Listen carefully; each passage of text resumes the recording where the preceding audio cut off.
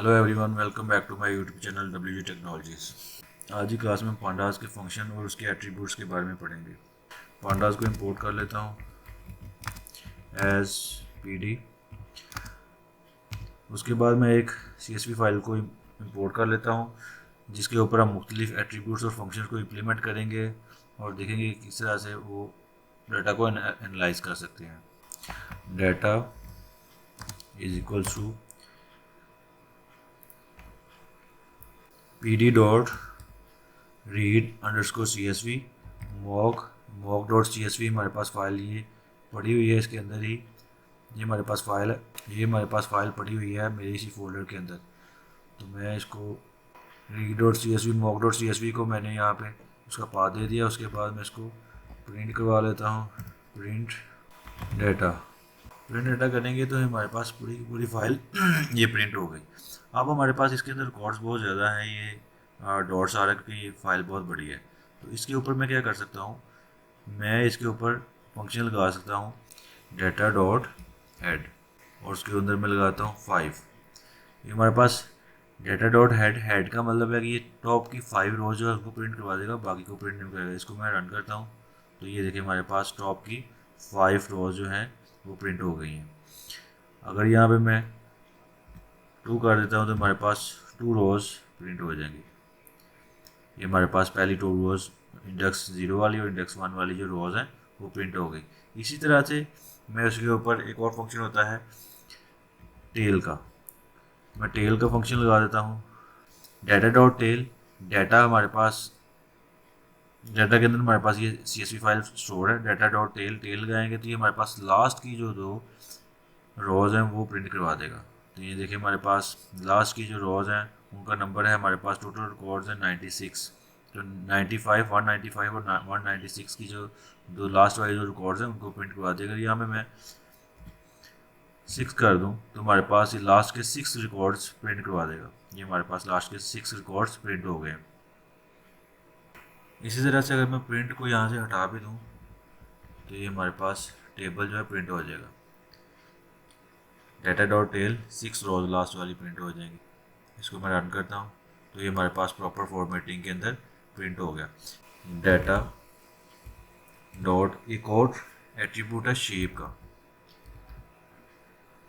याद रखिए शेप है, शेप का ये एट्रीब्यूट है। अगर इसे अगर हम कर्ली ब्रैकेट्स लगाएंगे तो ये हमारे पास फंक्शन बन जाएगा। ये हमारे पास इसका एट्रीब्यूट के आगे ब्रैकेट्स नहीं आती। इसको मैं रन करता हूँ तो ये हमारे पास ये जो हमारे पास टेबल है इसकी रॉज और कॉलम्स की दे देगा। ये हमारे पास इसके अंदर 196 रॉज हैं और 6 कॉलम्स हैं। तो ये हमारे पास शेप का जो एट्रीब्यूट है वो पूरी की पूरी जो डेटाबेस है, ये एक्सेल की शीट है, उसकी रॉज और कॉलम्स की फिगर बता देता है। शेप का एट्रीब्यूट हमें रॉज और कॉलम्स की इंफॉर्मेशन देता है। इसी तरह से मैं एक डाटा डॉट इन्फो का फंक्शन देख देता हूँ। ये फंक्शन हमें टेबल का ओवरव्यू देता है, प्रीव्यू देता है टेबल की। सबसे पहले हमारे पास ये देता है कि हमारे पास इसकी क्लास जो है पांडास की है। उसके बाद हमारे पास ये इंडेक्स की रेंज बताता है। ये हमारे पास इसकी जो एंट्रीज है वो 196 है, जैसे हमने ऊपर देखा था। इसकी 196 रॉज हैं, इसकी 196 एंट्रीज हैं, रॉज हैं। हर रो को एंट्री कहा जाता है। उसके बाद ये हमारे पास जीरो इंडेक्स से स्टार्ट हो रहा है, जीरो इंडेक्स से स्टार्ट होगा और 195 तक ये सारी रोज इंडेक्स नंबर के ऊपर है। उसके बाद हमें उसकी बता रहा है कि इस डाटा के अंदर कॉलम्स कितने हैं। तो इसके अंदर हमारे पास 6 कॉलम्स हैं, ये हमने ऊपर अभी शेप के फंक्शन में देखे थे। उसके बाद ये हर कॉलम की जो टाइप बता रहा है। ये हमारे पास सबसे पहले आईडी है, तो ये नन नल है, इसकी जो टाइप है वो इंटीजर है, इंटीजर 64 है। इसी तरह से हमारे पास first name, last name, email और जेंडर है। इसके हमारे पास यहाँ पे टाइप होती है ऑब्जेक्ट, यहाँ पे स्ट्रिंग टाइप नहीं आती। ऑब्जेक्ट के अंदर और भी फंक्शन होते हैं लेकिन यहाँ पे इसकी टाइप ऑब्जेक्ट आएगी। तो और लास्ट में हमारे पास एज है, तो एज हमारे पास फ्लोट 64 है। इसके बाद हमारे पास ये जितनी हमारे पास टाइप्स हैं, जितनी टाइप्स इस टेबल के अंदर हैं वो सारी टाइप्स को उसने अलहदा डिफाइन किया हुआ है हमारे पास। कि हमारे पास फ्लोट 64 जो है वो 1 है, इंटीजर वैल्यू जो है 64 वो भी 1 है, और ऑब्जेक्ट्स की जो टाइप्स हैं वो हमारे पास 4 हैं।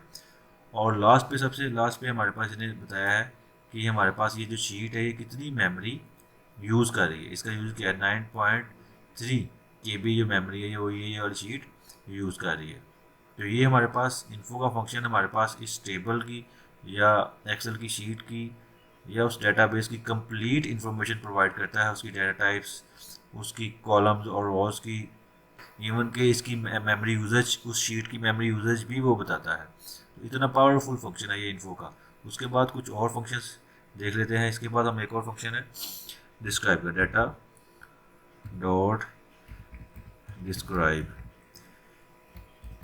डाटा डॉट डिस्क्राइब का फंक्शन देख लेते हैं। इसको रन करता हूँ मैं।